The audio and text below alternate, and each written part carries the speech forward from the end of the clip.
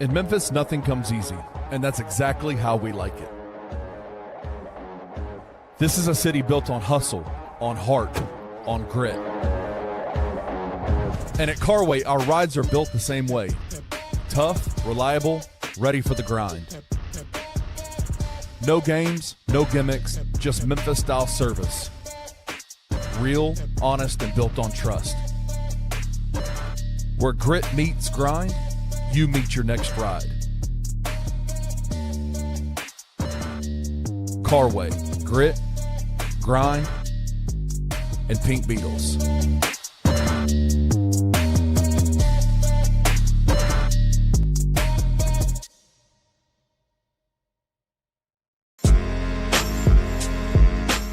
In Memphis, we know a thing or two about resilience. From the grindhouse to the Delta, we protect what's ours. But when pests invade your home, it's time to fight back.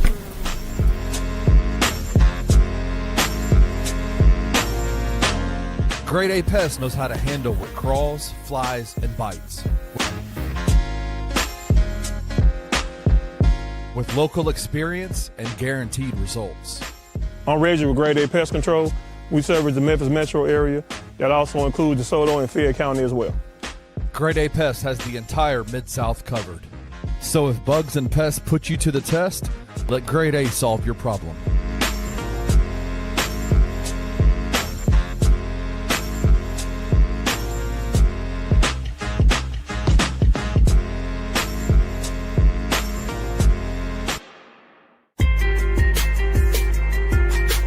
Bluff City Media presents The Anthony Sain Show with your host, Anthony Sain. Now, let's get to the show.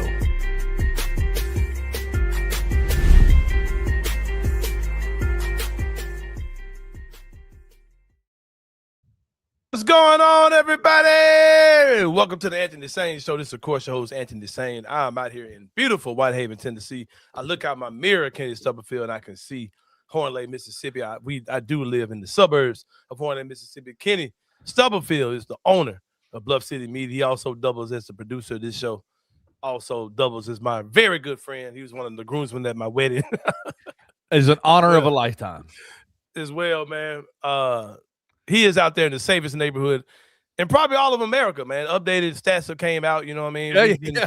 Everybody's looking at stats, crime rates, you know, these type of things when it comes down to everything lately. When we talk about things, everybody's using AI now. It's crazy. Everybody wants to, know the crime rates of cities when it comes down to fandom and all these type of things. You know, those type of things matter when it comes down to fandom and, the chances of guys getting killed outside the arena and all those things factor into place when it comes down to everything, man. So maybe FedEx Forum should take up the Scarecrows initiative, man, which is something that works in Kenny Stubblefield. Maybe they should hang some Confederate flags outside of FedEx Forum just to keep the neighborhood safe for our millionaires and fans who just want to come to a game without getting killed, robbed, those type of things. And celebrate their heritage. And celebrate their heritage, Southern heritage. Kind of like the Southern Heritage Classic, but not. But a total opposite. I still get the image of some Proud Boys or whatever. Baby, we got to head down to Memphis. They got the Southern Heritage Classic this weekend. About time. Must have been with that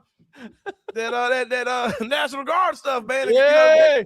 Made clear it out for us good old Americans. Come back to Memphis. Load up the wagon. Oh, God damn it. This is not what I was rooting to and expecting when I came there. God damn it. I seen all this gyrating. All this goddamn gyrating and twerculating. The food is damn good. The food is real goddamn good than a motherfucker. I ate a goddamn funnel cake. What the fuck? Goddamn seafood bowl. I ain't never ate seafood out of goddamn garbage bag. I ain't never had that shit. Chris Anthony said, we may lose our life, but we won't lose our Nuggets games. I ain't never had no goddamn plantain bananas. What the hell is that shit? I ain't never had no goddamn oxtail. Where's the mayonnaise in my potato salad? I never had no goddamn jollof rice. Fuck is that shit? Goddamn plantain bananas. Never had that shit. Put the raisins in my potato. I ain't never in my life had a fucking oxtail. Bananas. Hey, bro. I'm a black person, bro, that's not a fan of the whole oxtail, plantain, jollof rice. No, bro, y'all can get the fuck out of here. Oxtail person? No, bro, y'all can get the fuck out of here with that shit, bro. Like, I have no desire for that shit. I went to Africa in April with a friend of mine one time, and she was like, David, you know, some oxtail is shit. Man, I was like, man, fuck no.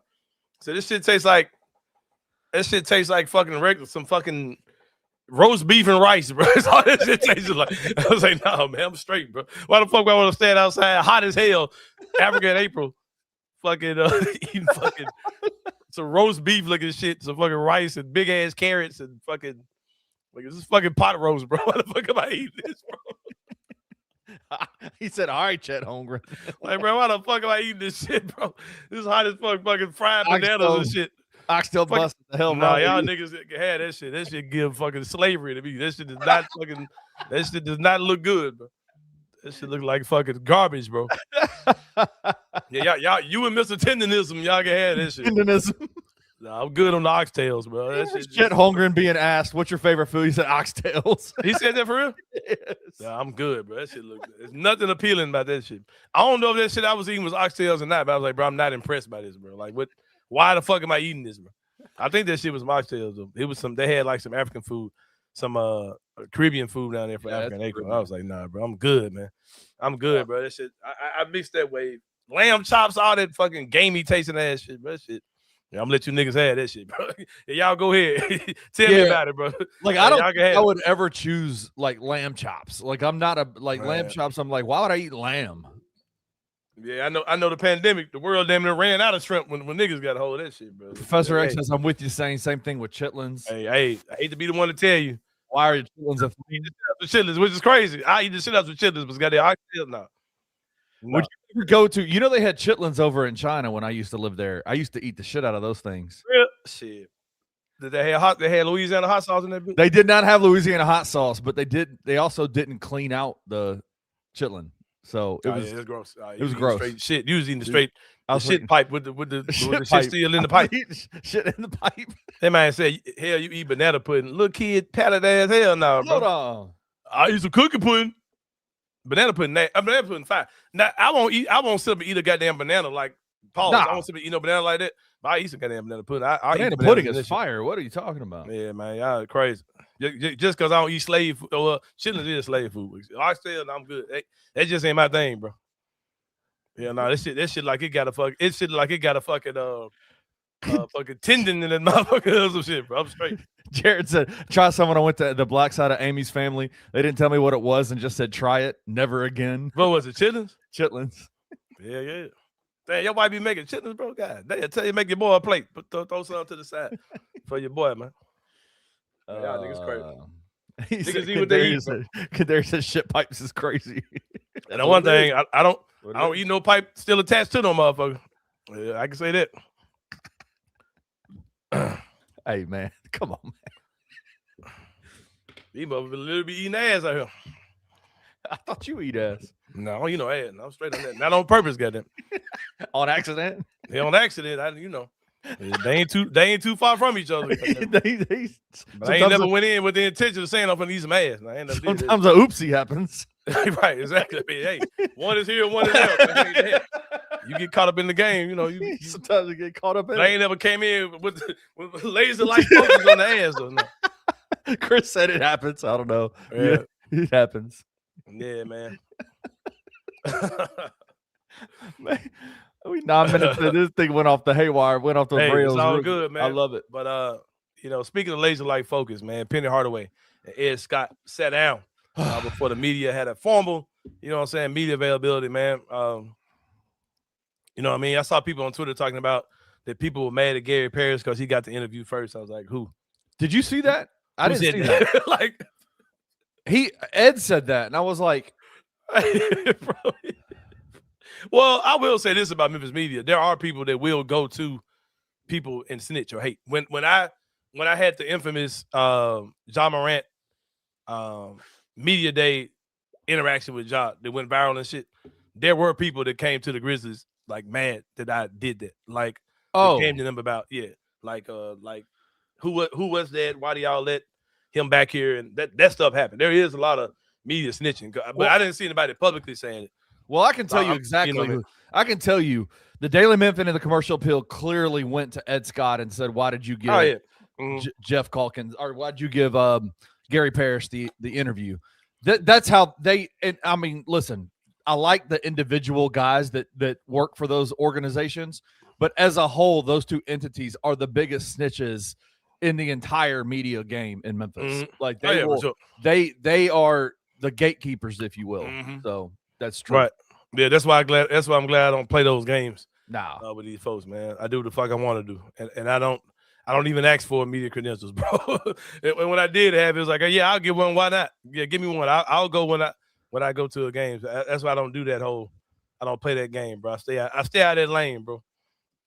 Yeah, there's some of those guys that think that they are the ethics czars of journalism and how you do things. Yeah, I stay out of that lane, bro. For real. Yeah, they can kiss my whole ass. Right, they said they consider themselves local media to actual locals, so you ain't never lied, bro. Shout out to my guy Anthony Robinson, man. You got to get him back in the locker rooms, man. That he would have been great. Man. He would have been great in that press conference yesterday, by the way. Yeah. So Penny and Ed Scott, talked to the local media, man, addressed the local media. We got clips from last night. Our own Kenny Stubblefield was in the building. As Penny and Ed Scott spoke. We'll share some of those clips. We'll give our thoughts on it. Most of the show will be about this press conference. I don't even want to talk about what I saw from the Grizzlies last night, man. Fooey, man.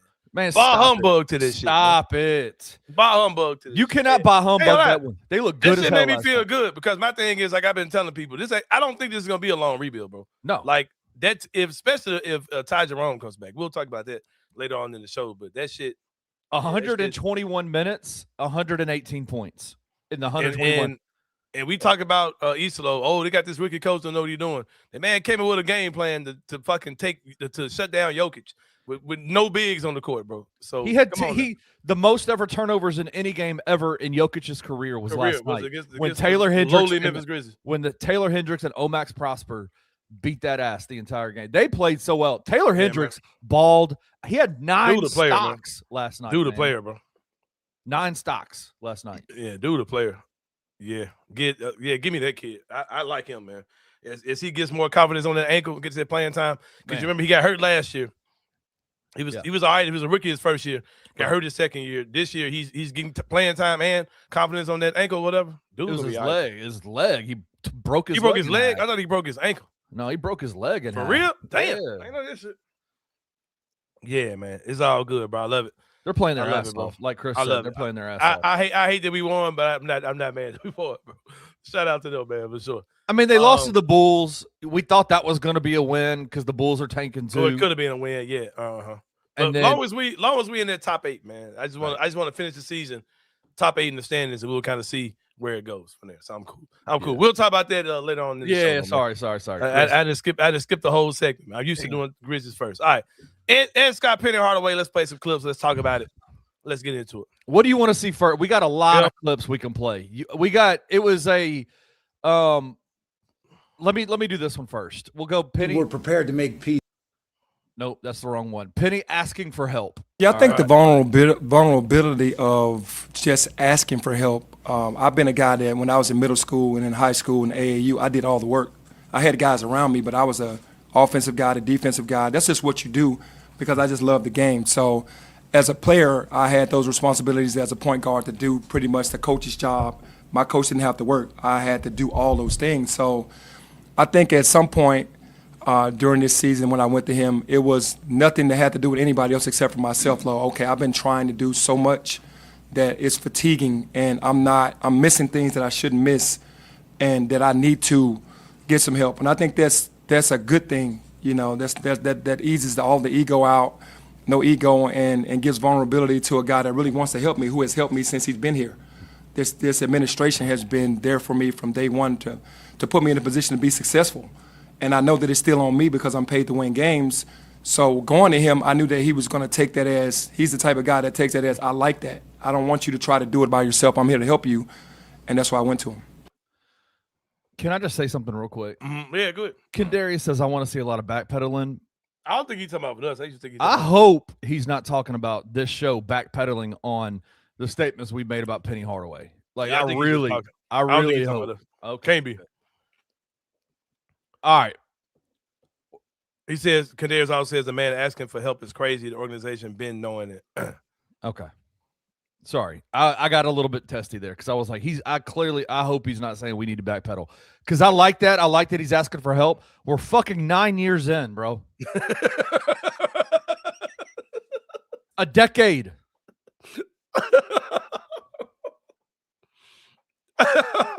A decade. Yeah, here's the thing, man. Like, and we'll talk about this too. Because I don't know if you got a clip talking about the whole media response thing. Like, I'll be on Twitter and I'll see the people on this whole, the Memphis media. And some guy was in the comments of the thing for this. And I hopped in too. He was like, man, y'all, I ain't trying to be an ad for Penny, but I'm glad you understand you come up as an ad for Penny. But yes. He was like saying like something like, everybody has to play their part. Everybody got to play their part for this and that. I'm like, bro, when the Tigers are having a bad season, what do you want people to say? What do you want us to say? Season? They had a historically bad season, bro. Like worse than like 50 fucking years, bro. 50 years. Like what do you want Memphis media to say, bro? And I asked the guy, I said, give me an example of the narratives that media. I said, if you're talking about national media, who gives a fuck? Like, you know that these people have a clear vendetta against Penny. Who fucking gives a damn? They don't hire or fire him. Who gives a fuck? And y'all know why they have those biases. So who gives a damn? So let's just take that whole thing out. Locally, who is creating these narratives about Penny? Like I said before, like we say all the goddamn time, this is the only media market in the country of any school in the world. But the vast majority of the media members who cover the team, not just the local media, but the vast majority of the people that cover the team are literal fans of the coach who's the coach of the program. That exists nowhere else, bro. Like, there are people who are literal fans of Penny Hardaway. That have been fans of him since he was in high school. No. Exactly, yeah. Since I was a little kid. I'm 46 years old, bro. I've been a fan of Penny Hardaway since I was fucking 12. I think that's a correct age. That's a correct age. He's 3 years older than us. 4 years older than us. So when he was in high school, he's 4 years older than us. So we were in middle school. Yes, right. We were in middle school. Me and you were in middle school when we started to get started. So this whole thing, the media ain't doing their part, bro. Do you want us to say that this shit wasn't fucked up last year? But here's the thing, bro. And when stuff is going good over there, the local media acts like it's better than what is actually going on.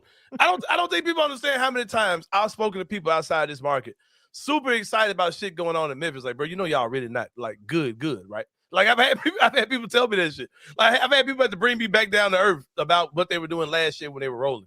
Locally, when this thing is good, we're going to hype it like it's better than good. You know what I mean? Like, but when it's bad, bro, we call it what it is. Man, it's so crazy. But people try to act like there's some. Here's the clip. Here's the clip you're talking about, and I want to play this because this is. I understand where Penny is coming from, because I really hope what he's talking about is the national. Yeah, because I'm like, locally, bro, the ghosts that these people are trying to create, bro. Like, stop making ghosts, bro. They're not there. Go ahead, bro. Go ahead. Here's the he calls it. I called this clip Penny and the bad guy, or Penny the bad guy. I think, and I do hope today that my words come out not as a complainer or being playing the victim of any sort, but I do understand that to me it's a one-off. I've done well, whether it's been published as not doing well in the first 7 years, first 8 years, or whatever. I felt like I haven't won in the NCAA tournament, but my regular season scheduling against some of the top teams around the country has been well. This is true. This is a very true statement. What he's saying. This is facts. He's done well against those teams. He's 164-80 in 8 seasons, or 60. Like his regular season record has been great. Good as fuck, yeah. And he's beaten some good teams, bro.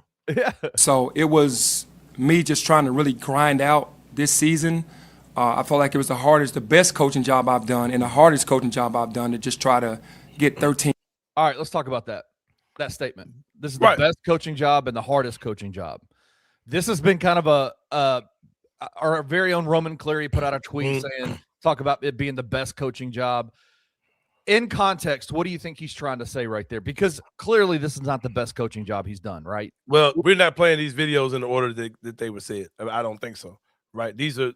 I think that Penny talked about how he made mistakes and how. This is 5 minutes into the press conference. But he did admit that he did make mistakes, right? Like coming into right. Yes. So with that being said, he's talking about in the context of the roster I had after the mistakes I made. I think this was the best coaching job I did, all things considered. Okay. Do I agree with him? Probably not. But it's up there. I think just to get through this season, you know what I mean? Even though they had 13 wins, with the guys he had out there that I identified to be losers, and most people identified to be losers a long time ago, I don't think he's talking crazy, bro. And he led the statement with it was the hardest. Then he said it was the best. Then he closed it out again saying it was the hardest job I've had to do to get 13 wins out of this team. Right. And I think it's just really overblown, bro. It's just totally overblown. Sam Tolliver says, this is what kills me, bro. This is what makes me want to just scream. Sam Tolliver, shout out to you, Sam. I don't think you've ever been here before. Peace to you, bro. He says, what can Penny do or say to get the national media on his side again, like a fresh start? Why do we give a fuck, bro? Who cares? Why do you care, bro? Who cares? Why do you care, bro? They never will. Because he replaced their guy. He replaced Tubby Smith. And there are other factors. I don't care to get into that right now. But there are other factors as to why Penny gets the way he's a black man with swag, bro. And that alone is going to tick off a lot of national media members. And I don't know why y'all care. I really don't know why y'all care. And a lot of this goes back to the fact that Tubby Smith is a god in college basketball. Yeah. And when he got fired, we didn't handle Tubby the best way to hire Penny. That's just undeniable. Like, and when I know it's Penny, but we didn't really handle it the best way. But and so when Tubby got fired and they brought Penny in, the natural response was, you're firing fucking a legendary coach, a great guy, for an AAU coach who don't know what he's doing, a middle school coach. Like that's the narrative that's been around Penny Hardaway since he got here. When Penny stands up, and when Penny stands up at the podium and says, "I didn't know what I was doing for 8 years," they're going to tear him up for that, man. We look at it like, oh man. We look like, oh man, Penny just needed some help. And look at him growing, look at him maturing, look at him realize that I didn't handle this the best way. I came in prideful, all that stuff. Yeah, we look at it like, yeah, Penny, we feel you, bro. It's Penny. I'm glad. Because right now, Anthony Sain, I'm hyped. Because I'm like, oh shit, man. I think Penny really humbled himself. I think Penny really realized the error of his ways. And if Ed Scott's really gonna, in good faith, work with him and really do right by him and give him everything he needs, Penny's the perfect dude to be the coach of this team. I don't give a fuck what y'all talking about. Like, I'll say that. But when he says things like this, like, man, for 8 years, I was just kind of prideful and doing my own thing and you know, too prideful to speak up and didn't really have a AD that I could speak up with. I mean, we look at that like that's a good thing, but the people who are national, they're going to tear his ass up for saying it. Yes, they will. It just is what it is, bro. Yep. All right, here we go. Yeah. Shout out to what John Freeze said. I got a lot more to go. I'm sorry, bro. Put this up real quick, Kenny. The media doesn't want to see ex-NBA stars become successful in coaching college basketball. Everybody knows it. But go ahead, bro. Yep. All right, and let's say white boys. But go ahead. Go ahead, bro. Fred Hoiberg. Right. But to answer your question, I think that you just got to put a product on the floor and you got to give them a vision, in my mind, that it can change and it will change. I mean, it's just, to me, this year was a one-off. But nobody liked it. I didn't like it. It was nobody wants to win for this team in this city more than me. And I just don't feel that around the city that everybody's saying we gave up on you. I think the narrative was clear from the media on what it was, but I didn't hear this from every fan at the end of the day. So I know we have work to do. I understand momentum. And, you know, I talked to Ed about that. And at the end of momentum, the U and the M being capital for the University of Memphis, we need that. But we also need help from you guys. We never post anything that I do well. I mean, honestly, I never get a lot of stuff posted well.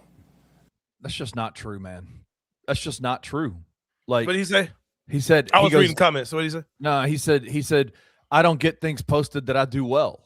And I'm like, that's not true. No, that's not true. That's just not true. I think Penny and too much of our fan base gives a fuck about what And it's not like every national member is against Penny, bro. Breaking news: most national media members don't give a fuck about what's going on in Memphis, bro. We're not on the map like we think we are, bro. Like they honestly don't care, bro. Like they honestly don't care one way or another. Most of the people when you look at like hot seat charts, they don't even have Penny on the hot seat. They had like, it's something to take a look at, but whatever. Like they really don't care, bro.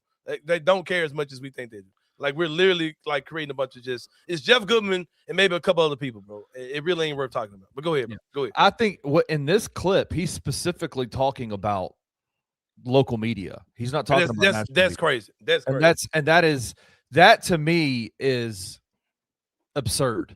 Like I said, when things are going good, we make it like it's better than what it actually is over there. Like I came on this show saying, I know one thing.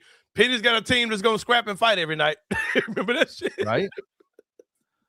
Because they look decent. They let players some scrubs. I'm like, hey, these dudes going to fight. He got some dudes who go play defense. I came on this show about 3 weeks into the season and said, if Penny Hardaway can make Aaron Bradshaw and Simon Majock playable, this might be the best big man coaching job he's ever done in a history of big man coachings that he's coached to the NBA. The fact that he can make Simon Majock and Aaron Bradshaw playable might be the best coaching. Like there is a level of, we were trying to figure out ways because we saw what those dudes looked like at the beginning of the season, and we were like, whoa, like this is clearly not to the standard that we've seen in the past with Penny Hardaway's teams. Yeah, but. Anyway, I would also say this. We're also talking about, and Ed Scott talks about this. He said, we did not do at the University of Memphis a good enough job publicizing the good things about Penny Hardaway. And I agree with that wholeheartedly. Penny Hardaway's practices are never open to the media, ever. We never get to go and cover any of the practices, seeing him in practice. The digital content that comes out from the University of Memphis, they never show behind the scenes stuff with Penny Hardaway ever. All we ever get from December on this entire year, Anthony, we usually get in the 8 years that are almost a decade now that I've covered this basketball program. There's usually 1 or 2 midweek press conferences every single week, talking to the coaches, talking to the players, helping be able to tell the stories of the players. They have not done one of those since December.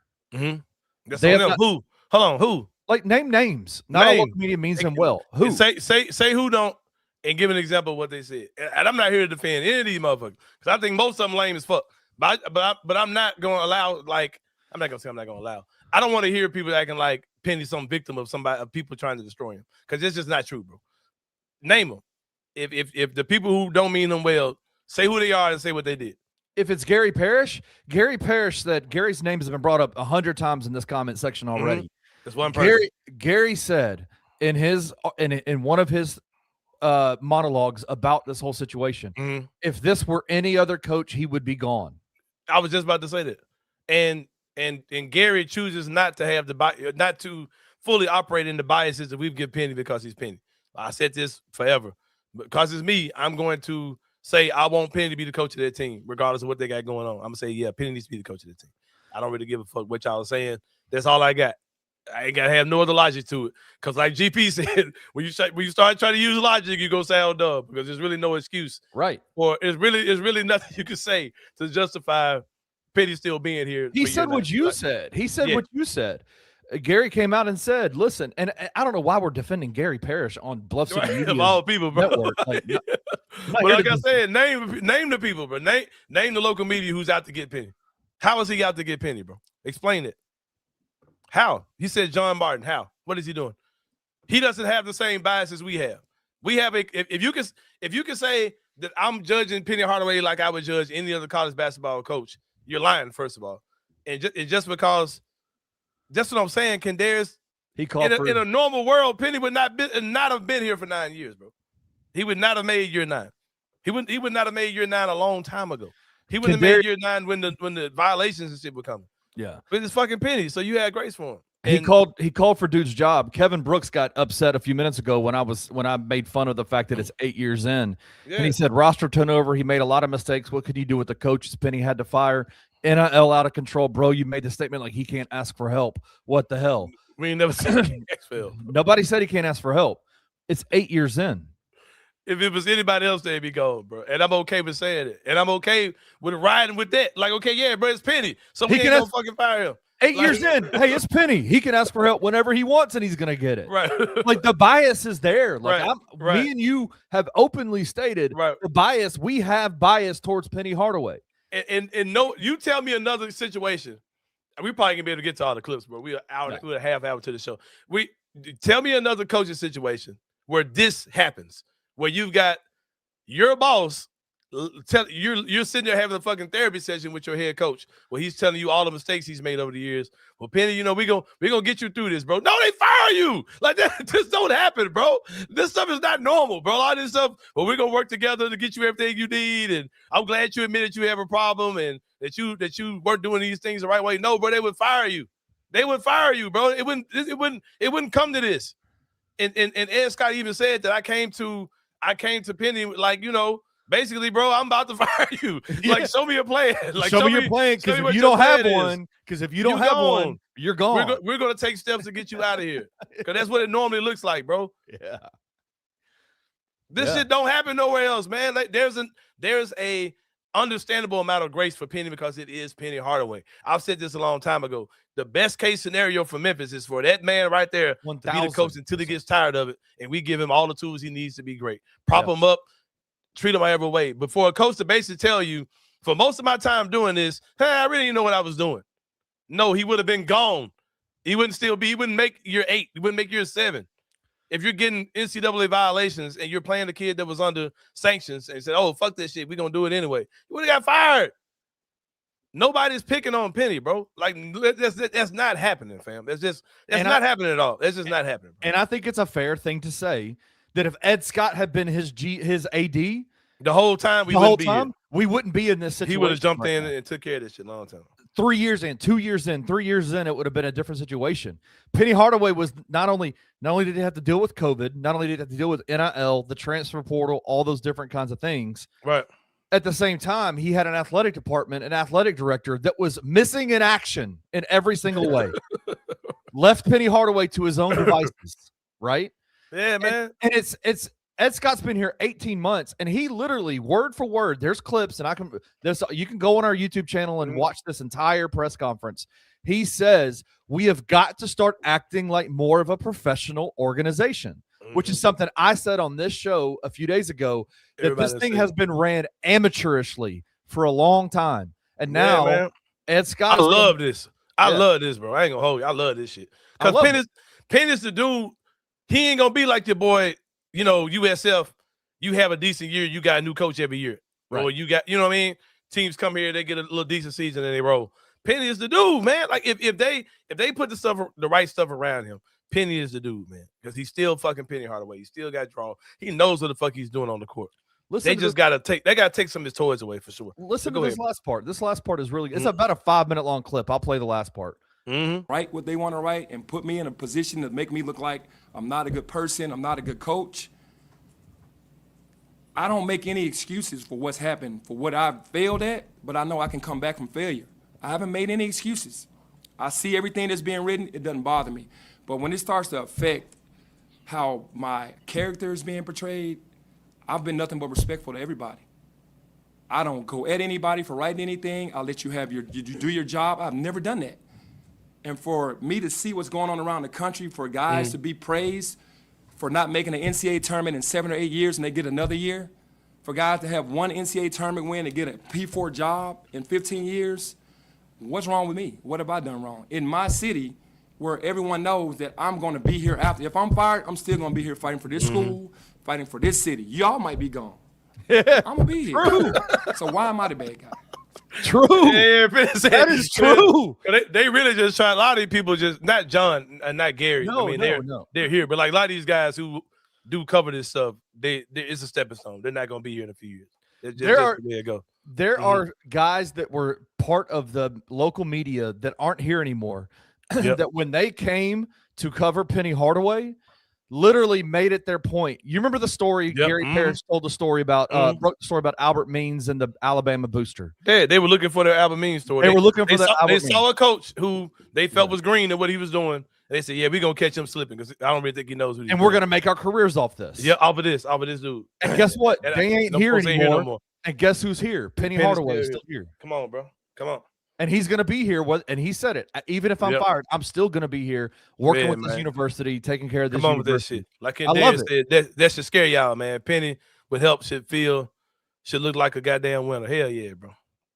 I love that last part. I do think that the narrative that nobody's assassin. Everybody knows. Yeah, what was he talking about? Like what he said, who assassinated his character, bro? I don't know.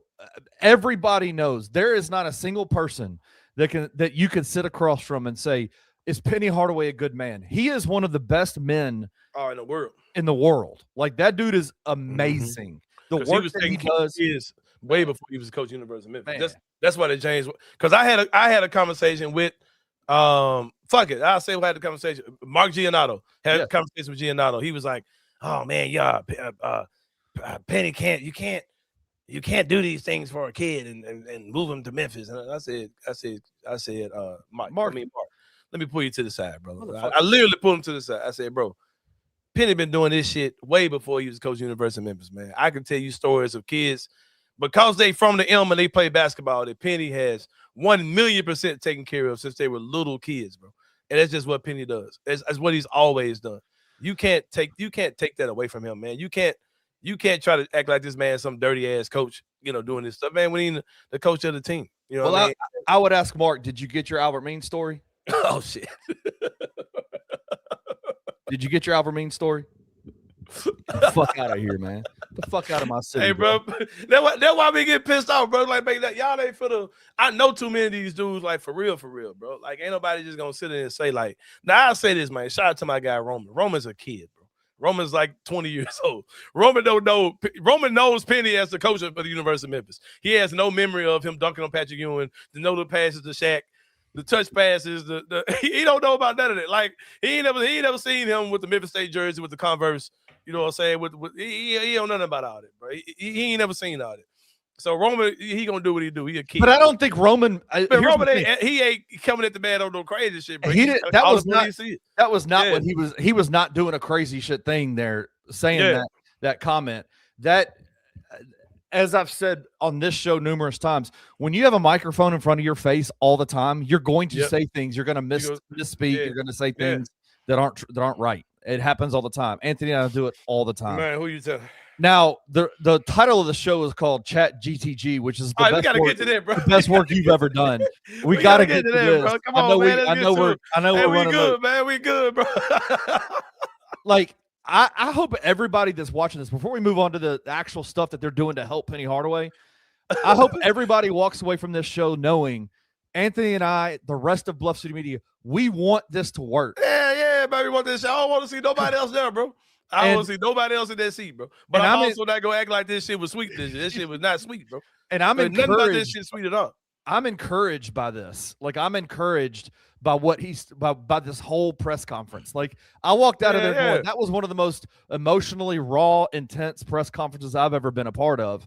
And I've done a lot of these things. I was in the room when he said, "Stop asking me stupid fucking questions" to Jeff Calkins. Like, that was why it's wild. Hold on. I'm gonna call bullshit on one more thing. Then we're gonna get into the chat. GTG. I love, dude. That's so good. We get to one thing. I'm gonna tell you, I'm pissed off about these motherfuckers right here. I walked up to Penny at his press conference at the blue and gray game date, whatever it was last year. I said, "Man, fuck with me. Come on the show. I got you, bro. I got you.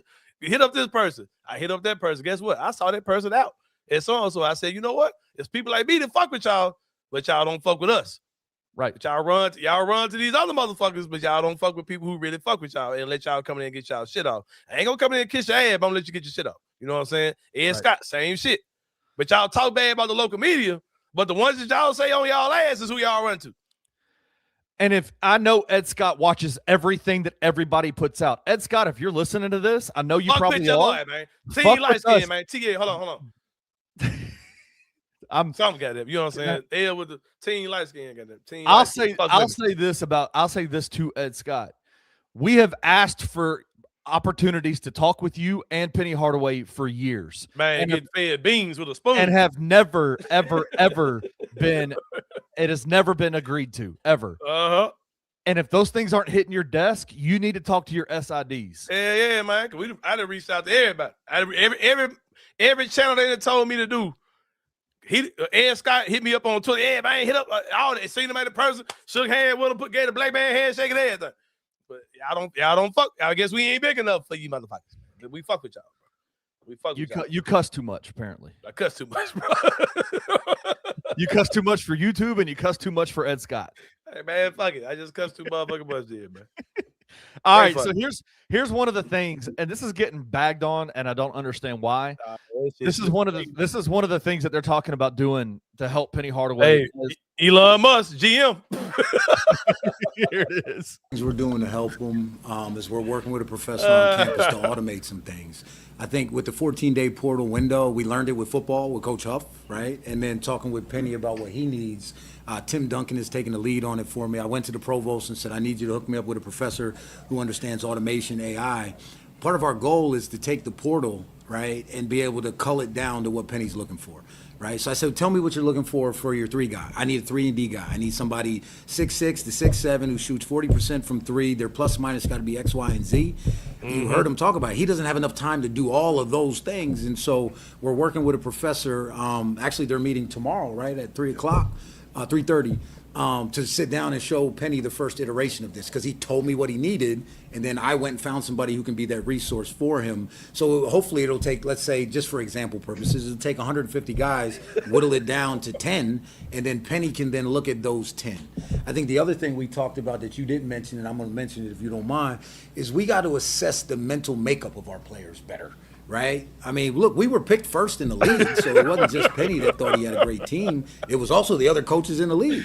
Oh, man, the dog whistling is going to be tripping. We were picked second in the league. What dog whistling? But yeah, man, basically, we no more garbage-ass niggas on this team.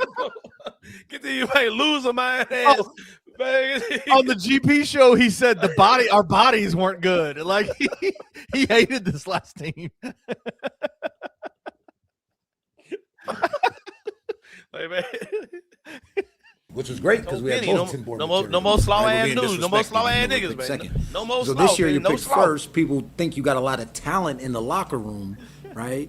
And all of a sudden you're looking at it going, wait, we got a lot of individual pieces, but they're not playing cohesively. And so that's something else we talked about, and we've met with some folks about how we can not even lovable. How we can make sure we're getting guys with the right mental makeup that want to come to Memphis and understand what it's like to be hunted in the league. Because we're hunting next year because of the way we finished this year, but normally people are hunting us. And it's easy to do anything one time like we talked about, but it's really hard when everyone's coming after you every year. And as he likes to tell me, we're their Super Bowl, right? We go there and it's their whiteout game and they got T-shirts and everything else. So long-winded way, as y'all know, I'm a little bit long-winded at times, but about how we can put those resources around them. So we have a couple tools now that Coach will be able to have at his disposal based on what he told us he needed that he didn't have before. Hey, bro, Justin Ford ain't shit, bro. I'm sitting there looking at this. So dumb. Justin's such an asshole. Hey, man, this almost feel like when I was failing class and everybody around me was trying to give me all these tools, but I just didn't care. Hey, Penny is kind of looking crazy on this shit, bro. It's like, really? Penny motherfucker. Not his head and shit like this shit got damn little teammate Cade Reed. So man, I'm gonna do better. I'm gonna do better, Miss Bliss. Whatever. Miss Bliss. Oh God. Hey, bro, Penny got this shit, bro, for real. Hey, this shit finna go down, bro. I ain't gonna lie, Kenny. Especially when they start putting names with this shit. When they start naming the GM and naming the assistant coaches. You heard the rumors. Who? Associate head coach. Who? Hitman Hoops put out the rumor that it's Tony Matlock coming back. Where he come from? Where he at now? He's the former assistant coach who. No, I'm saying where he at now though. Alabama State head coach, coming back. I'm not excited about it, but anyway. Associate head coach, not GM. Associate. No, bro. Okay, but I mean, yeah, shout out. But Hey, the defense was number 1 in the country when he was the assistant coach. Think about that though, bro. Like if I'm right here for Charles Huff, if once he get his stab and shit, based on all the shit they said yesterday, I'm right here for Charles Huff. I'm hyped about Charles Huff. That Penny shit about right here, bro. Right now, watching this shit during the season, that shit was under my nuts. But that shit up here now, bro. I ain't gonna lie. That shit had me fired, bro. So folks are bagging on Ed Scott and Penny Hardaway for you're now just starting to use AI. Like this is like how are you going to actually understand who players are? You do realize like there's 600 dudes in the portal every single year. Like here's the thing: if you're doing research on these guys, you're using the internet. Yes. You're googling all these things, finding out about these kids, and then you're going out doing your research. You're going out on the field to talk to these kids, whatever you got to do. He's basically saying with AI, we can do a lot of that groundwork, and this is something that more coaches need to start doing, like eliminate some of the trim some of the fat on these kids. Let's say it like this. Here's the analogy. There's 10 steps to recruiting a player. Step 1 is introducing yourself. Step 10 is signing that player, getting him on campus. Mm-hmm. The AI technology that they're trying to formulate for Penny Hardaway removes steps 1 through 4. Mm-hmm. And get you on 5 immediately instead of having to go 1 through 10 in 14 days. Now you're going 5 through 10. 500, all the motherfuckers. And through 600 dudes in 14 days. You ain't got a lot of time. Like there's just not a lot of time anymore to do the work. I do have one more clip I want to show you. Go ahead, man. We good, bro. I'm good on time. I'm good on time too. Things we're doing. Let me pull this clip up. This is another example of we're 8 years in. All right, here we go. Yeah, it's funny that you said that. Again, I'm not a complainer. You know, I'm not going around going, hey, I've gone through COVID, NIL, rev share, portal, 3 presidents, 3 ADs. It's true. It's true. And everything has changed, but I don't make any excuses. Again, all I've done is try to keep my head down and try to do better. When the playing field was even, I was out recruiting the top guys. I had 2 number 1 classes. This is true. I brought some really heavy hitters in here. All right, don't say nothing else. When it went to the go to something NIL, else before we start thinking. And the portal shifted everything. Yeah, there you go. I stopped going for freshmen, and I started trying to go in the portal. So for me, good. It's changed dynamically, and now you have to have help from the country, which is pretty special right now because I know all of this is ordained by God and orchestrated by God because Hold on, Peter. You get murky. You get. When we started saying about recruiting class, I'm glad he got out of that. For get out of thinking, all right. Get out of that. Doing those classes? Yeah, what happened with those classes? What happened with those classes? How many tournament wins with those number 1 classes? Yeah, we try to help you. How many NCAA tournament appearances with those number 1 classes? Hey, I'm gonna tell you, Penny need to get Robert Perro staff and get him some of that.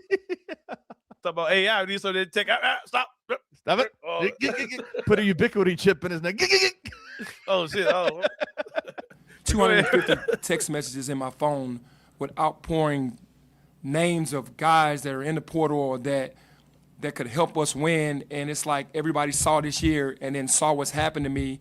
And it's almost like everybody wants to support me outside of here, really, to help us get back to where we need to go. And you do still have to have an eye. That sounds good, bro. I was like, oh, shit, for real? No, he says 250 play. He said 250 messages with people. Whatever. But we have a system that we're going to put in place that we can kind of, I'll tell him about it after. Good. Okay, but Ed will tell you about that. But we're putting systems in place to be better, man. It's time. GTG. I've shifted GTG. because now this year there wasn't the losses the wins that I learned from. It was the losses and the energy in this season that taught me what I needed to know to move forward and be better. And that is a part of it, and understanding what my strengths and weaknesses were. Because again, I've watched Matt. This part is, I wish he wouldn't have said this.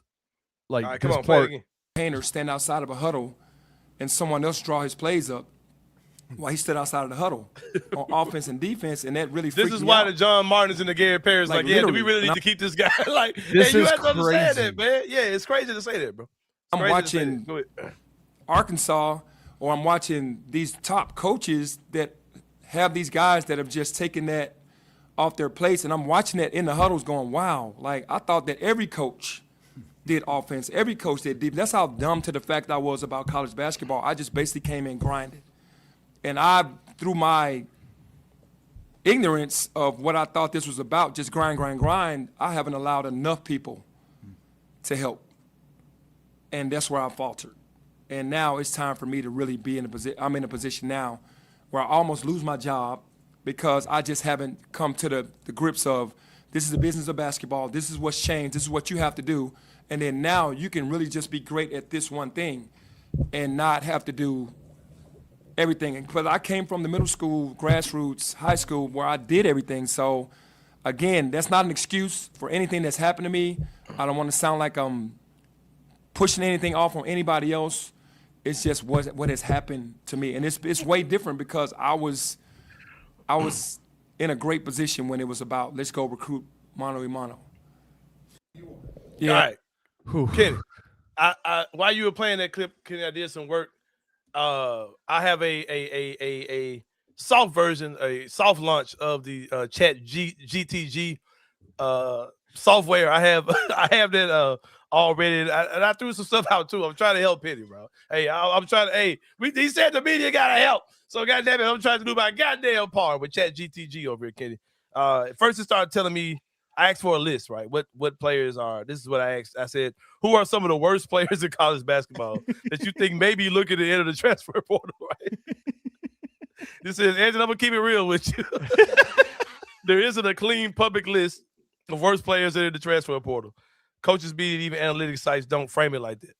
He said, but what I can do is tell you what type of guys typically don't pan out. Aaron Bradshaw. He said the high men is low efficiency guys. These are the ones coaches quietly move on from. What they look like: 25 minutes per game, bad shooting splits, sub 38% field goals, sub 30% from three, negative advanced metrics, low PER, bad offensive rating. Why they hit the portal? Coaches stab on some upgrades, had opportunity but didn't produce. Example archetypes: starting guard averaging 9 to 11 points per game on bad efficiency. Turnover heavy point guards. These guys are very common portal entries every year. So that's an example of what they're giving me, right? So number 2, former 4-star, 5-star recruits who didn't develop. Number 3, rotation players who got passed up. Number 4, inefficient big men. Number 5, wrong position guards. Number 6, in the bench power conference players. Number 7, that's it. So I said, okay, give me some names, right? All right, high bid is low efficiency guards. AJ Star is the names they said. We taking AJ Star off the list. AJ Store for Ole Miss. AJ Store for Ole Miss. We taking them. Yeah, I got my wrong glasses on. Hold on. Switch it up. He looks like a ball player. Woo, all right, boy. AJ Store, get him out of here. DJ Wagner. Take him off the list. Damn. Justin Edwards, get him out of here. Elite recruit with inconsistent impact. The exact type of either transfers or leaves early. Former highly touted recruits who didn't fully hit. Ade Mara.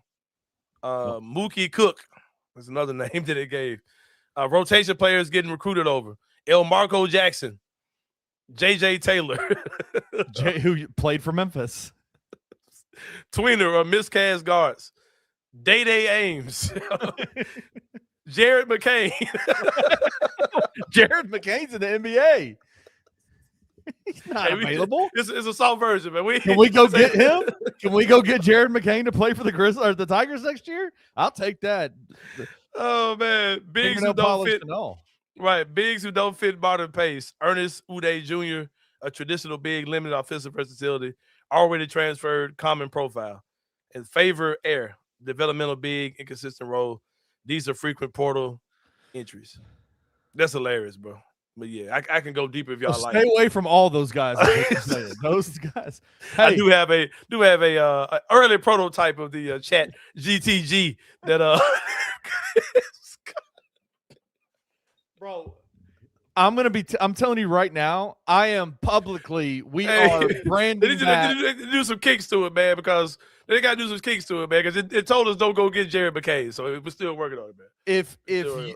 to the University of Memphis, if y'all want to name your AI program, chat GTG. Hey, you better get with us first. You better get with Sain first. We own that. He owns that name. We better put a cease and desist on y'all motherfucking ass, bro. A cease and desist. Now, I will say one of the weirdest parts about that entire press conference was the fact that they mentioned a certain player's name more than who's still in college with eligibility left. They mentioned this guy's name a lot, and I understand the point behind what they were saying, but it was kind of crazy. Here it is. They're very lucrative. Here it is. I think Penny's been honest. I think we were prepared to make PJ a very lucrative offer, right? I think Penny's been honest about this, and I said it yesterday, and I'm saying it in front of Penny Hardaway so y'all all can see it. I wish that he would have gave them a deadline by, if you don't respond back to me by a certain day, I got to move forward. That was 2 years ago. That is so crazy that they're bringing this up again. Anyway, I think we both learned from that. I wanted PJ Haggerty back. I did. I mean, the guy's a 22, 23-point-a-game guy, right? The city loved him. Fans came out, right? He had a good experience at Memphis. PJ won more games at Memphis than he's won anywhere else combined. That's true. I'm not mistaken, right? And so that's the part that I think we can do better together, is where I got to say to Penny, you got to move, because if you don't move, I have to check him on that, and he's got to be okay with that, right? But I also know why he waited. So I think what we can do and what we can do. Penny is not liking this part of the conversation at all. I can tell you that right now. Look, he's looking at him like, Island nigga. Hi, bro. I Professor X looking up. Not Professor X in the sure chat. that he's got the resources. You know. What I believe Penny needs to do is make decisions on his roster immediately. And, to my satisfaction, to be completely honest, he had meetings with the players right after he met with his assistant coaches the other day. And he told them all, from my understanding, and listen. Me if I missay anything here, here's what I expect your role to be next year. Here's what I think we can offer you, because this is the type of team that I'm trying to build. Yes. That's the key. That's the key. He did not tell these dudes, y'all are welcome to come back. Just let me know by Friday. That's not what he said. No, that's not what he said at all. I guarantee you, if you listen to what Ed Scott said, nobody was offered anywhere close to the money that they got this year. He probably offered them dudes literally fucking barely nothing. He said, based on what we're trying to do, you're not going to play. I will bring you back at this. You're not going to play. Your pay is going to be commensurate with how much you are not going to play. Yeah, I guarantee you that's what he. There's probably 3 guys on this team that he would say you can come back and play. Mm-hmm. Julius Tedford. I would say Julius Tedford, Quante Berry, Simon Majock are the only 3 guys that I would say. Yeah, I hate my boy ain't part of that list, man. I hate my boy ain't part of that list, bro. He's not. But for real, if you want to play the rest of this, you can. But now we can keep it moving. But yeah, that's clearly what he's saying. He's not saying, oh, I want everybody back. No, he offered them dudes, hey, you can come back, or you can come back at this little. You can't come back at where you were at first. But great stuff, man, by Ed Scott. I cannot believe that the first hour-long segment number 1 was dedicated to University of Memphis basketball. Hey, like they say in the comments, man, Penny's still king. No, fuck no. Take his ass on. I said this, Tesh. I said this on the last Tigers Live, which we are going to be doing a special Tigers Live at 7 tonight with Francis and Roman and myself to talk about the press conference a little bit more. What I said about Aaron Bradshaw is I think you got every bit of the good out of him that you can, and it's not good enough. I think you move on from him. Yeah. 1 to 5 on Saturday. 1 to 5 on Saturday, Tesh. Yeah, we gonna holler at you, bro. We gonna holler at you. But good stuff, man. Want to make sure we show some love to our good friends at Carway Automotive, man. Carway, the right way, is the website. Not just a website, it's not just a slogan. It's how they do business over there. They operate with integrity. Got some great salesmen over there. Ask for my guy Mike. Ask for my guy Jason. Ask for my guy Taylor, man. Financing is definitely available. Bad credit, no problem. Check them out, 6154 Summer Avenue. They're also looking for new salesmen. They're doing so well. They need more salesmen over there. Give them a call at 901-440-8251. Ask for my guy Mike when it comes down to those if you want to be a new hire over there at Carway. And if you're a Barbie girl living in a Barbie world, man, you can get a pink Beetle at Carway, man. The only place in the world you can get a pink Beetle. I seen them in the wild, and I know Carway moving them joints like it ain't nothing to play with, man, for sure. Be like Scottie Pippen Jr. Be like Zaire Williams. Be like me, man. Get your car from Carway. We can all stamp and say the good people at Carway took care of us, man. Get with them. They will get you in the game. They will also purchase your quality used vehicles as well at Carway. Also, man, if you're trying to step out on the city, man, enjoy this beautiful weather that's going on this weekend. Make sure you give it my guy, man, Antonio Jones, the master of definition. Been in the barbering game for about 30 years, man. It's a clean, family-friendly environment. Whether you a single mom, whether you a guy trying to get your stuff right for the weekend, Antonio Jones will get you in the game, bro. All the fades off the chain all the time. They do kids cuts, women's styles as well. Women, you can feel comfortable there. We have our men talk, but we keep it 100. Ain't a bunch of bullshit going on. Ain't no cum sock going on with the barbers either. Kind of stuff. Men of integrity. There at Antonio Jones, master definition, natural and enhanced styles. If you're keeping it 100 or you need a little help from your friends, man, Antonio Jones will get you in the game. Superior grooming for men, women, and children with Antonio Jones. Hit the QR code, man. He'll get you in the game for sure. With Antonio Jones, the master of definition. Do we have some money in the first segment? I cannot remember. Nope, we got money in the second segment, but we are presented by FanDuel. We forgot to mention that earlier. An hour in, we are presented by FanDuel. Yeah, man, we'll get you straight. We got some more the Anthony Sain show for you guys when we come back. Definitely got to talk about the Grizzlies, man. Some troubling NBA news about an injury situation. Oof. I'm just gonna give y'all some public advice. We might end up going 2 hours today. I ain't gonna hold you, but we'll talk about that and more when the Anthony Sain show continues.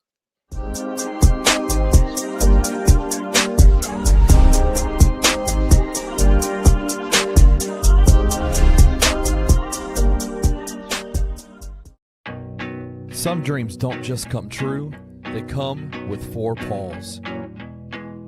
At Puppy Dreams, we match loving families with happy, healthy puppies. From playful companions to lifelong best friends, your perfect match is waiting. And with our professional grooming spa, your pup will look as amazing as they feel. Visit Puppy Dreams today and meet the one who's been waiting just for you.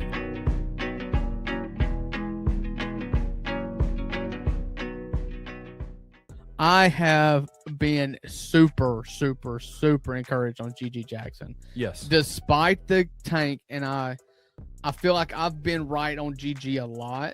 I was scared going into year 2 because of the empty stats he put up, empty big stats he put up as a rookie in a team that was tanking. And then we saw in year 2 was a struggle, and year 3 started out really bad. And here we are tanking again. I was scared that it was going to revert the progress he made. But he has just stayed the course with the game plan set aside for him.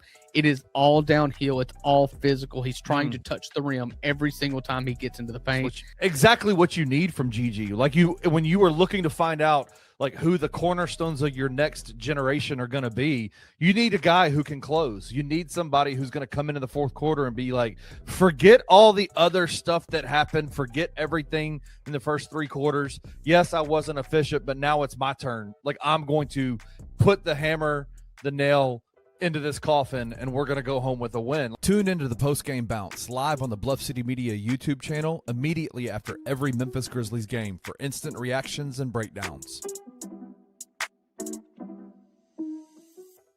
The truth is that Memphis can succeed in this era of college basketball. I think they can succeed in it more than than some people in this media market are framing it. Memphis should still be a very successful program and a very successful team from year to year, considering the current resources it has to work with. And this whole initiative, this whole plan that's set to be carried out by Penny Hardaway and Ed Scott, respectively, along with the rest of this program and the rest of this athletic department, it's certainly aiming to mitigate a lot of these negatives for good there. The presser today wasn't just a Penny's coming back. It was everything's changing, right? Penny is very important, not just for the athletics in the city, but he's also important just to the city generally. The gravity of this decision is a really big one. And they trust him. It shows how much trust they have in him, because someone's got to do it. Someone has to have this title. that is tied up to so much money. But I think they think Penny's the guy, and we'll see. Tune in to On Beat with BCM live on the Bluff City Media YouTube channel every Wednesday night at 7 p.m. for the most in-depth look into Memphis Tiger athletics. Memphis, it's time to plant your flag. Join us this Saturday for an afternoon of art, college basketball, and celebrating this great city. The Plant Your Flag series is a direct response to recent national media coverage of the Memphis Grizzlies and the city they call home. Curated by Australian artist Wayne Hunt, the series celebrates all things that makes Memphis, Memphis. The people, the places, and of course, basketball. Partnered with Bluff City Media, the artworks include caricatures, odes, icons, and landmarks that set the story straight about the 901. Stepping up with that famous Southern hospitality, Grind City Brewing is proud to host the show with the city as the perfect backdrop. This Saturday, March 21st, come raise a glass with us to Memphis, basketball, and the people that make this city great. Tired of the same old fast food? The soggy fries, the frozen flavors, the meals that never quite hit right. Head over to Waldo's Chicken and Beer, where everything starts fresh and flavor comes first. Our chicken is fried in rich beef tallow for that bold, old-school crunch you can actually taste. And don't skip the premium homemade southern sides, fresh greens, hearty white beans, and creamy mac and cheese made to complete the meal. Bring your whole family. There's plenty of space to relax, plus a game room the kids will love. Catch the game on big screens, grab a drink at the full bar, and enjoy happy hour specials every day from 3 to 6, all day on Tuesday and Sunday.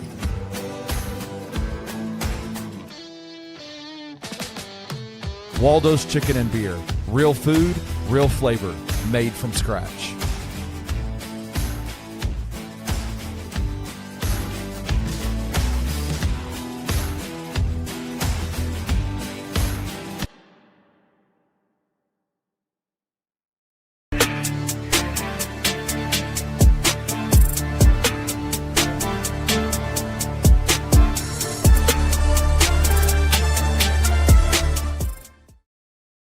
All right, y'all. Welcome back to the Anthony Sain Show, man. Got to show some love, of course, man, to our good people at Puppy Dreams. Kenny being his sexy voice, man, when he be on this, when he does Puppy Dreams commercials, man. They are on 1740. Welcome to Puppy Dreams. Yeah. You want to get your dog. Want to get your dog on? Come on to Puppy Dreams. Puppy Dreams, where dreams are made with puppies. Big paws. Anyway, Big paws. Puppy Dreams. Puppies make life better at Puppy Dreams, man. Visit on 1740 North Germantown Parkway. What stands out about them is the fact that you can go into their recently remodeled showroom and have one-on-one time with the dog of your choice. One-on-one time with the dog of your choice. Take it for a test drive. Yeah, man. Take it for a test rub or a pet or whatever the hell you do with dogs, man. They have actual puppies in the recently remodeled showroom to choose from. And get to know before purchasing, man. Full service grooming salon inside for your outside dogs or dog you purchase from there. Have a 1-year warranty, man, and financing is available. When I say 1-year warranty, things happen with the puppies, man. So your puppy is guaranteed for 1 year, and financing. Like I said, they do in-house financing for people who want a dog, but man, they have all the funds to get it at that one time, man. And all puppies also come from USDA certified breeders. You ain't gonna get a dog with a mange, Kenny, when you go to Puppy Dreams, man. They're open Monday through Saturday, 10 to 7 p.m. PuppyDreamsMemphis.com is the website. Go check them out. Also, gotta show love to Grade A Pest, man. The weather's constantly changing, going back and forth. Bugs are coming for you, man. It's about to be picnic season. It's about to be all this type of stuff, man. You know you got that hot dog water sitting on the grill, on the stove. You know you got cookie crooks in the house, man. Nasty, dirty dudes. Little nasty kids, man, eating cookies and shit, dropping crumbs all over the house, man. You know the critters are coming, but they come, man. And then just life happens. Sometimes stuff is outside of your control. Reach out to Grade A Pest. They got 20 years of experience in pest and rodent controls, a homegrown business from a born and raised Memphian, committed to excellence by applying human and pet-friendly products that are both safe and highly efficient to meet your pest control needs. Reach out to my guy, Richard Freeman Alexander. Text him directly, 901-628-4867. You can call them, text them on the same number. Hit them on the email, gradeapservices@gmail.com. They are the best thing going when it comes down to pest control. It's Grade A Pest. When rodents and pests, man, put you to the test. Ooh, that Grade A solve your problem, man. Quit playing, bro. You got it back, baby. You're got on, it back, hey, man. you're on a roll today, man. You're just like that, man. It's just like Chat that, man. GTG. Hey, yeah, and now I'm telling you, hey, and they don't sell rolls, but they got these legendary little biscuits, little cheddar biscuit things at muffin things at Waldo's. They're off the fucking chain, bro. Go get you a half dozen of them hoes, man. At Waldo's Chicken and Beer, get you some, man. They got a made from scratch kitchen, nothing frozen, all fresh food. I cannot believe this is the first time I've talked about those little biscuit things, which are fucking amazing. They're fire. It's a great spot for families. All the food is fried in beef tallow, no oil. Premium southern sides like greens, white beans, mac and cheese, and other just amazing sides they have as well. All made from scratch. Game room, full bar TVs for a full family experience. They got happy hour drink specials every day from 3 to 6 and all day on Tuesday and Sunday. Get with them, man. And ask them when you go. Them little biscuits you like. If you tell you like the biscuits, ask them about their waffle because it's not on the menu, but the waffle is something they say. Ask for the secret waffle. I think they only sell it on Saturdays, but they might show you some love if you say you came from the Anthony Sain show, man. That name might carry weight, man. It's 2200 North Germantown Parkway. Phone number 901-716-0032. Sunday through Thursday, 11 to 9. Friday through Saturday, 11 to 10. That is our good friends at Waldo's Chicken and Beer with Kenny, the Memphis Grizzlies. Played a game last night.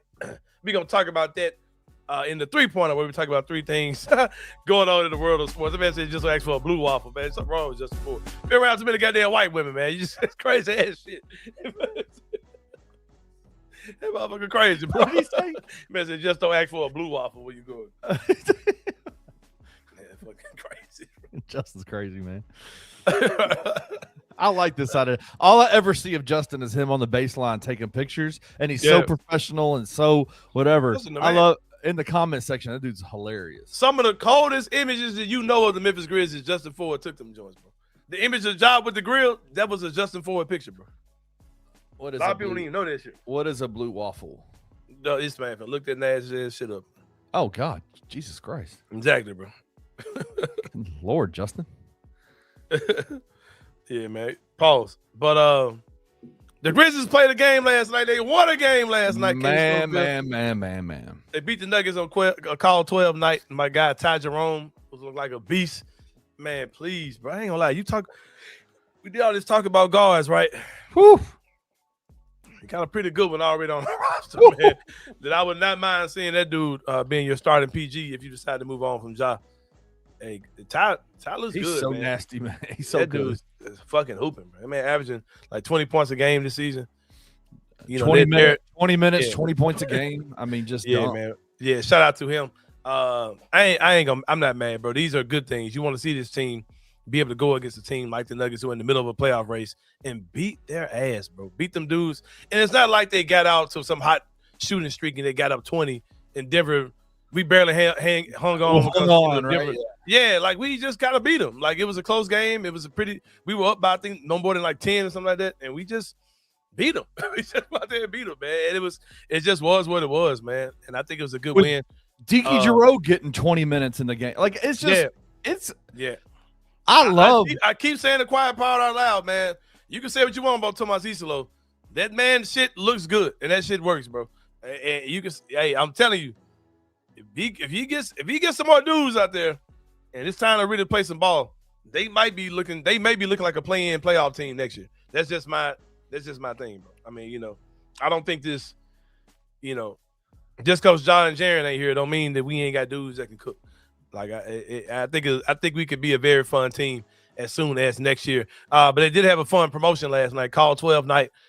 Pretty cool promotion, man. Had the plastic burner phone for Ja Morant, in honor of Ja Morant, man, for the call 12 thing.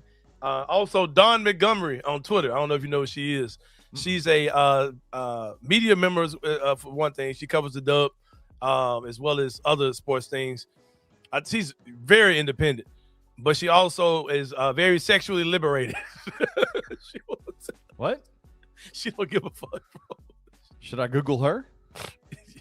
Probably should. I was told not to Google Blue Waffle. Yeah, Dawn Montgomery is she's a Twitter personality, and she used to be on like one of Diddy's podcasts, like one of the not Diddy, but the company that the company the company that Diddy owns.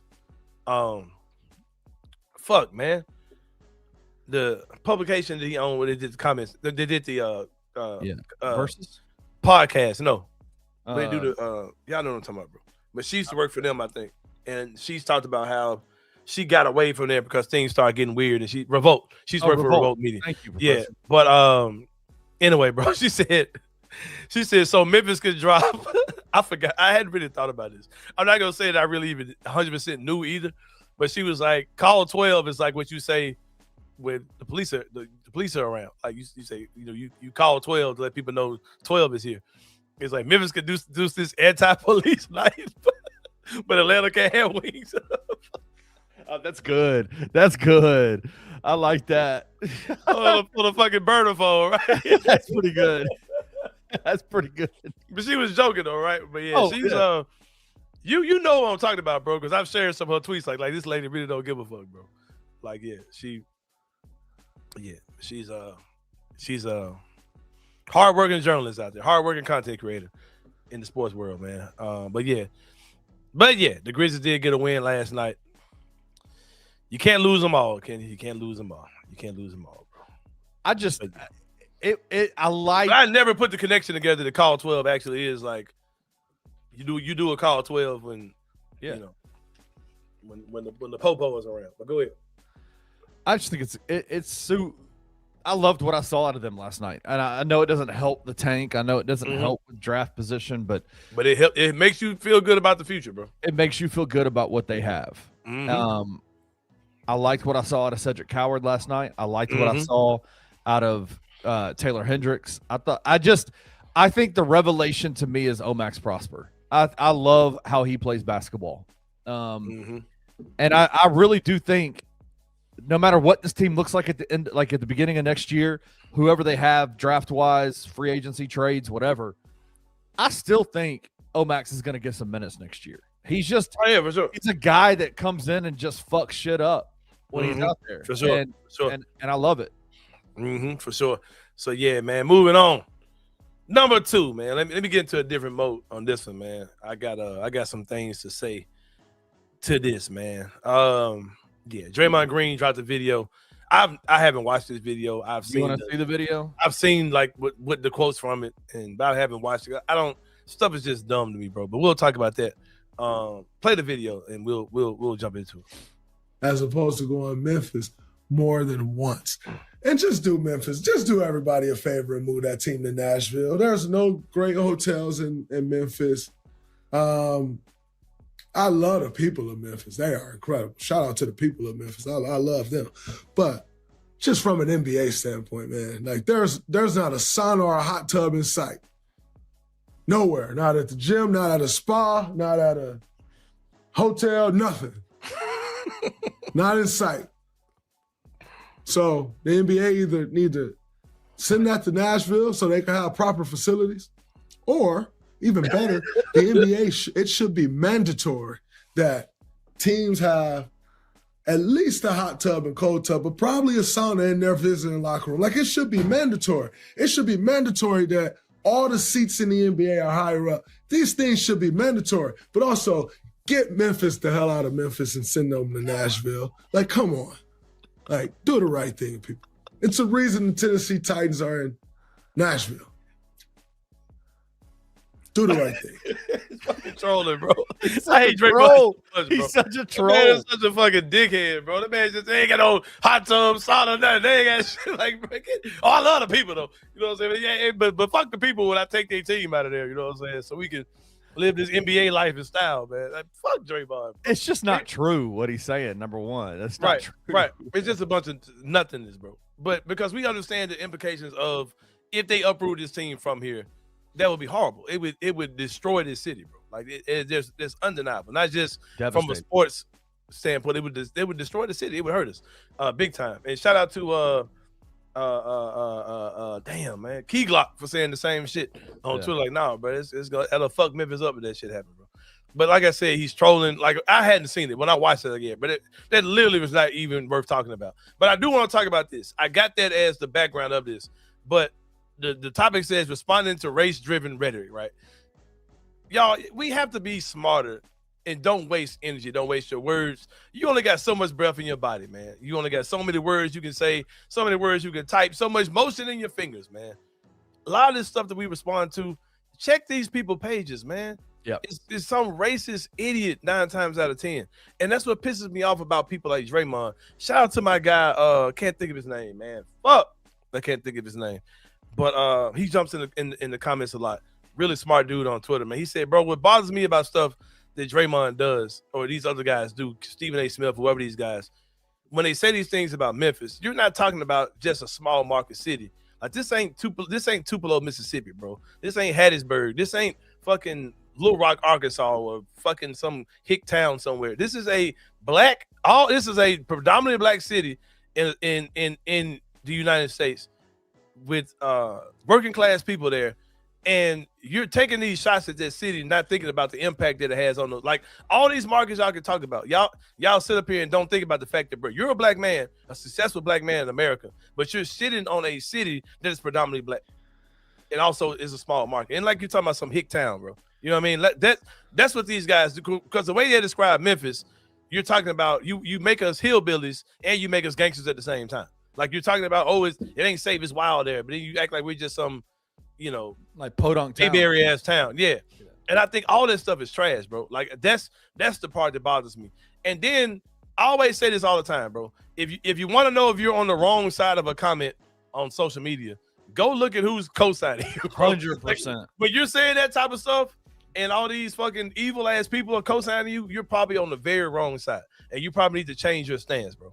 And the fact that people who look at Memphis as Memphrica get behind stuff like this that Draymond says, oh, he's probably right because and that type of stuff, they don't give a fuck about Draymond Green. They just want to jump behind some racially driven bullshit rhetoric, bro. And I just tell people all the time, don't engage with these folks. Shout out to my guy, Steven Johnson, man. I'm like, bro, you're going back and forth with a fucking racist bot, bro. Like, stop. Like, it's some racist ass account he's going back and forth with, just saying all this stuff about Memphis. And I'm like, bro, fuck these folks, bro. Like fuck these sick motherfuckers, bro. Like, it literally serves no point to go back and forth with these people, man. Get your shit off. Say what you think about it. You ain't got to engage with these people, man. Block their dumb ass and going on about your goddamn business, bro. Fuck Draymond. He's a fucking troll. He's just being goofy. Like, if somebody else said, a lot of these dudes who got this shit to say about Memphis is because these Memphis girls be on their ass. Indicated Memphis and ran to the wrong girl because these Memphis girls don't play that shit. They got them fucked up. That's what a lot of this shit is, bro. These girls got women problems in the M, man. But yeah, number 3, man. Let's get to it. No, I don't use that word, Professor X. I don't call Memphis that. No. I don't take it that way. No. Oh, he said that talk about you when he said people in the Carway and Jefferson. Nah, man. Fuck Draymond, bro. That shit dumb. It ain't worth responding to, really. I want to talk. I don't really give a fuck about what he said, but I want to deal with how we respond to these stupid ass racist fuckers, man. You not see his face the entire time? The man was trolling. But Stephen A. Smith is a tap dancing coon. Like, I don't give a fuck about what he say either, bro. Like, these dudes are dummies, and the people that co-sign them should show you how stupid the stuff they're saying is, right, and why it shouldn't even get any oxygen. Really. Like, fuck that shit. Like, I'm not even getting into the debate about, should they leave Memphis? No, I'm not getting into that dumb shit. I'm talking about the people that co-sign this shit and what the damage of saying the things they say about a black market like that. How damaging that dumb shit is, bro. But yeah, man, let's get to it. Number 3, bro. Number 3. This is a crazy story, man. Oh, this shit's sad, bro. Cade Cunningham gonna be out. They're saying he'll be reevaluated in 2 weeks. I don't really know what a collapsed lung comes from. Is that from a direct blow to the ribs, or what? How does that happen, bro? I don't know. Rusty put out something about it on Twitter that I can read real quick. Let me find it. But no, I don't know where it came from. Jared said earlier in a group chat that he got taken out with a let me see. Golly, they've been texting a lot today. Let me see. I'm sorry. This is terrible podcasting. You're good, bro. He says got taken out on Tuesday for back spasms and was announced yesterday as a left back contusion. And then today was announced he had a collapsed lung. So crazy. I don't know if it's if it came off of a blow to his back or whatever, but this is what he said. This is what Rusty said. He said, imagine only being able to take a shallow breath while your heart is racing and a sharp pain with each breath, cough, laugh. Speedy recovery to Cade. It hurts so bad. You can breathe in, but you can't breathe out. And your heart is just beating like crazy because your heart's trying to make up for not. Don't understand what the fuck is going on. Man. Damn, bro. Man. And they're saying 2 weeks. This feels like he's going to miss the playoffs, bro. Like, how the fuck you come back from that shit? Oh, Jared said a Wizards player dove on him diving for a ball on Tuesday. Oh, man. So it came from impact. It came from an impact. Damn. Them 4 season might be cooked from that shit too, bro. Damn. Because I ain't really just got a bunch of just dudes like that. You know what I mean? Like, no. Oh, man, that shit sucks, man. Best That's wishes crazy. Cade Cunningham for sure. But we do got some we do have some FanDuel. Yeah, some FanDuel numbers. We got some games tonight. This is a parlay, a same game parlay over at FanDuel today for tonight's games. It's called the Stat Sheet Stuffers same game parlay. Mm-hmm. It's a points, rebounds, assists, which y'all know is one of my favorite parlays. I love the Cade points, Cunningham rebounds, is assists. a sheet stuffer. So Yeah. Shout out to him, man. Salute to my guy Cade, man. Victor Wembanyama over 38.5 points, rebounds, assists. Who are they playing tonight? Let me see these matchups real quick. We got the Spurs versus the Suns tonight. Victor Wembanyama over 38.5 points, rebounds, assists. Lakers versus the Heat. Luka Doncic over 48.5 points, rebounds, assists. That's crazy. He's like so much, bro. So much. Donovan Mitchell, the Bulls are playing the Cavaliers. Donovan Mitchell over 35.5 points, rebounds, assists. Kawhi Leonard, the Pelicans are playing Kawhi and the Clippers tonight. Kawhi Leonard over 39.5 points, rebounds, assists. That parlay is at the odds are plus 1,074. $10 wins you $107.46. Yeah, so get with that on FanDuel.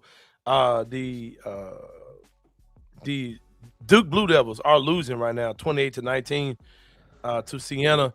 Maybe they can get Jared McCain to check in before he transfers. Hey, your boy, Brian Hodgson, the coach at South Florida that we talked about yesterday. His team is getting smacked by Louisville in the first round without Michael Brown Jr. Oh my God. 75-61, 6 minutes left in the second half. Duke is losing. They're down 9. McNeese is up 7. Breaking news. He called Syracuse like, my bad. Hey, big head, what you got? Hey, let me come on back, man. TCU beat Ohio State at the buzzer. What else? That's a lot of cool games. It's good, man. Good to have the NCAA tournament back. I'm about to sit down and watch some of this shit, man. Some of this shit for sure. Just to give y'all a quick update, Memphis Magic Volleyball Institute has been going well. Day 4 is today. We're gonna take a break on Friday and come back on Saturday. It's been awesome, man. It's just been awesome for real. I'll tell y'all more about it on Monday, man. Well, for Kenny Stubblefield, this is Anthony Sain. We'll see y'all tomorrow, man, and we out.